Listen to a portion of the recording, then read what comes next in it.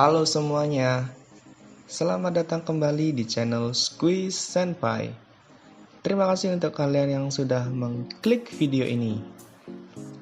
Kali ini saya akan melanjutkan kembali pembahasan light novel Nanomachine, yaitu light novel Nanomachine chapter 86. Sebelumnya saya ingatkan kembali bagi teman-teman yang belum menonton video sebelumnya, saya sarankan untuk menonton video-video sebelumnya terlebih dahulu, agar pembahasan kali ini bisa lebih gampang dipahami. Oke, tanpa berlama-lama lagi, mari kita ke pembahasan. Chapter 86 ini diawali dengan memperlihatkan Yeon yang sedang berlatih di ruang pelatihan pribadi. Di sini, Yeon merasa senang karena bisa berlatih kembali di ruang pelatihan pribadi karena sebelumnya selama 5 hari ia hanya bisa berlatih di dalam gua yang gelap dan lembab. Kemudian scene berlanjut ketika Yeon sudah selesai berlatih. Ketika ia keluar, anggota timnya sudah menunggu di luar. Tidak semua total anggotanya yang menunggu di luar, karena Yeon pikir akan merepotkan untuk berjalan dengan 50-an kadet di belakangnya. Maka dari itu, Yeon memerintahkan kepada para kadet untuk mulai mengikuti pemimpin kelompoknya masing-masing. Jadi saat ini ada total 9 orang yang menunggu Yeon di luar ruangan. Jumlah ini kurang 2 orang, yaitu Oh Jong yang sedang di ruang medis, dan Moonku yang sedang pindah ke asrama Yeon. Yeon pun beranjak pergi ke asrama bersama anggotanya. Malam itu adalah hari terakhir untuk mendapatkan tag kuning. Karena esok harinya para pemimpin kelompok yang memiliki tag kuning sudah harus mendaftarkan dirinya kepada Guardian Kiri. Namun malam itu sangat tenang bagi Yeon dan kelompoknya. Tidak ada yang mengganggu mereka. Hal ini tentu saja terjadi karena para kadet yang lain sudah mengetahui fakta bahwa mereka tidak bisa asal mengganggu Yeon yang bahkan sudah mengalahkan Yuchan. Namun bagaimanapun juga, perebutan tag kuning masih terjadi pada kelompok lain. Pada saat yang sama di tempat berbeda, ada 2 orang yang telah kehilangan tag mereka. Dan salah satu orang yang mencuri tag kuning dari pemimpin kelompok lain adalah Chun Moo-gyum. Dia baru saja keluar dari ruang medis kemarin setelah beristirahat di sana selama 10 hari. Meskipun demikian, ia memiliki pelayan yang setia bernama Jahyun. Jahyun telah mengumpulkan anggota untuk membentuk kelompok dengan pemimpin mereka yaitu Moo-gyum.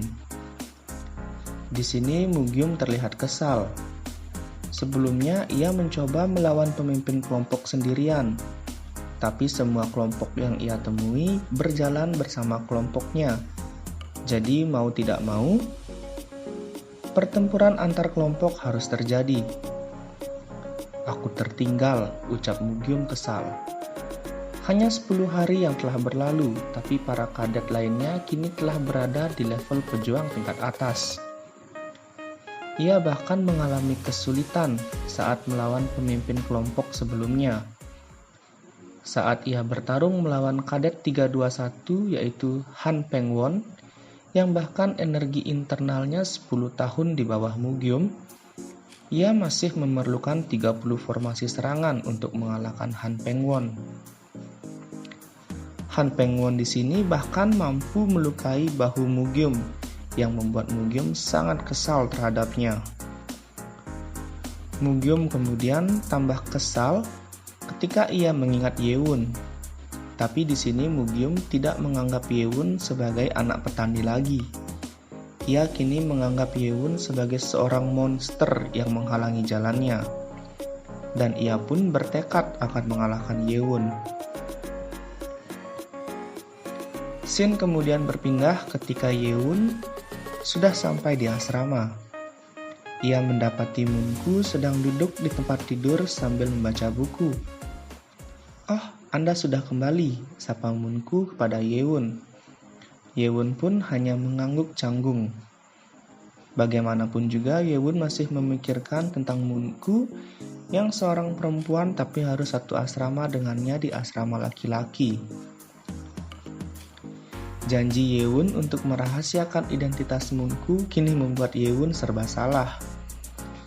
Yewon kemudian berpikir untuk memerintahkan anggotanya agar tidak mengganti pakaian di dalam kamar asrama.